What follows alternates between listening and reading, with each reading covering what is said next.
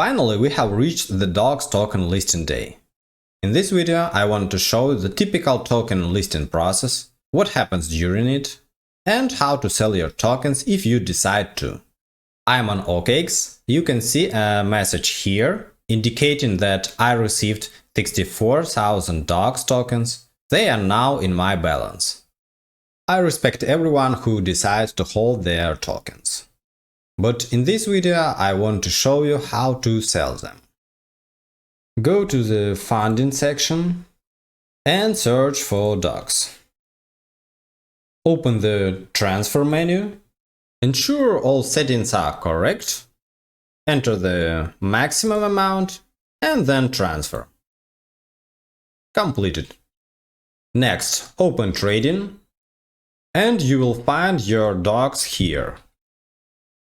Then go to Trade, Spot, search for DOGS, DOGS USDT. I see that the call auction will start in 2 hours, which means that trading will start in 3 hours. The call auction is a preparation step before the main trading, where you can create buy or sell orders.